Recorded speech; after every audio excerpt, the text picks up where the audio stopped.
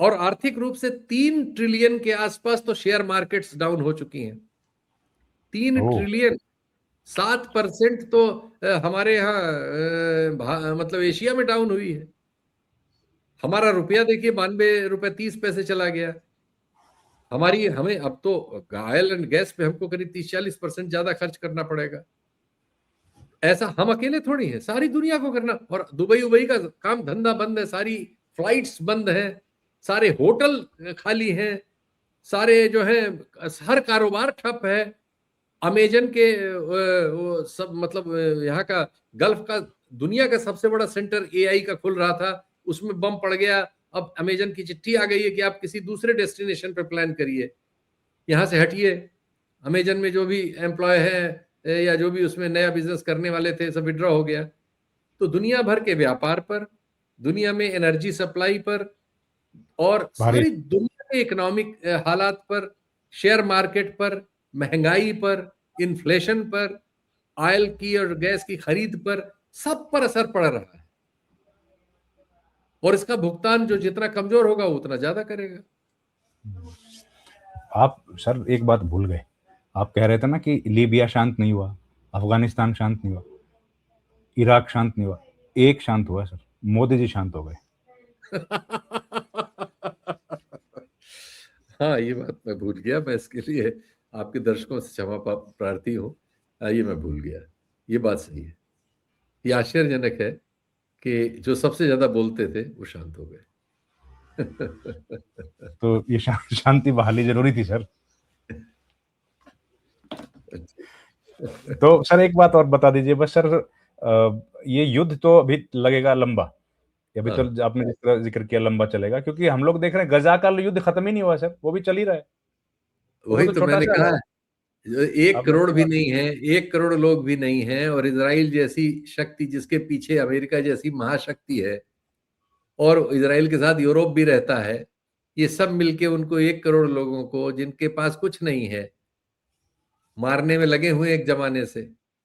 वो भूखे मर रहे हैं, उनके पास छत नहीं है, उनका पूरा इलाका जो है जमींदोज हो गया है, लेकिन इसके बावजूद वो हैं और उनसे संघर्ष होगा और होता रहेगा।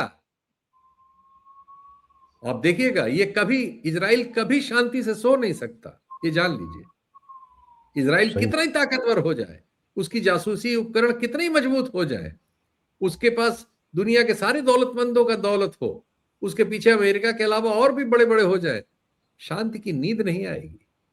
हरदम डर रहेगा कि वो जो मारे गए कुचले हुए लोग हैं उनमें से कोई 4 बम बांध के हमारे यहाँ फटने ना आ रहे हो।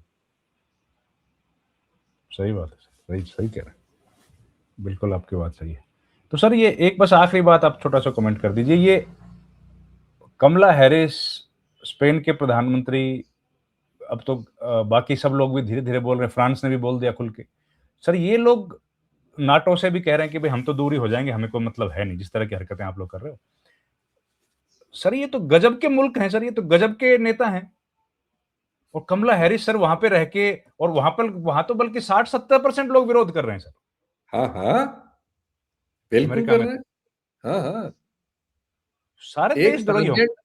एक मरीन सार्जेंट घुस गया इनकी मीटिंग में, उसको पकड़ा, फोर्स से हाथ वाथ टूट गया उसका। उसने कहा हमारी लड़ाई लड़ रहे हो तुम, किस लिए हमारे लोगों को मरवा रहे हो? 4 लाशें जब लौटी हैं तो वहां अमेरिका में मीडिया में और सब में कितना नेगेटिव रिएक्शन है 4 लाशों में। अभी तो 4 सैनिकों की लाशें लौटी, मरे हैं 6, बाकी 2 की बाद में पहुंची होंगी। तो डेमोक्रेसी क्या वाइब्रेंसी है सर, देखिए इन मुल्कों में क्या वाइब्रेंट निश्चित लोग तौर पर पिछले द्वितीय विश्व युद्ध के बाद 60-70 साल जो, और दुनिया भर में जो लोकतांत्रिक वातावरण बनाने की कोशिश हुई, जो मूल्य रखे गए, जिन पर दुनिया इतने दिन चली, उसे आप एकाएक उलट के तानाशाहियों में बदलना चाहें, एप्स्टीन टाइप का सोसाइटी क्रिएट करना चाहें, तो आसान नहीं है। ये सही है कि बुरे लोग इस समय दुनिया में ज्यादा सफल नजर आ रहे हैं, लेकिन इसके बावजूद जो मतलब जो स्वाभिमान है मनुष्य का, स्वतंत्रता का भाव है, जो उसने मूल्य अपने लिए रंग भेद के, नस्ल भेद के या किसी भी तरह के उत्पीड़न और शोषण के खिलाफ तय किए थे, उन सब की भी एक ताकत है, और वो ताकत इस तरह की गलतियों से लड़ रही है, जो मनुष्यता की ओर से इन चीजों से लड़ रही है, और हम लोगों को आशा रखनी चाहिए कि वही विजयी हो। सही बात है सर। सर बहुत बहुत धन्यवाद सर, आपने समय दिया। Thank you very much sir. आपको बार बार परेशान करते रहेंगे सर, जब तक वेलकम वेलकम, स्वागत। सूचना। Thank you so much, thank you, बहुत बहुत धन्यवाद।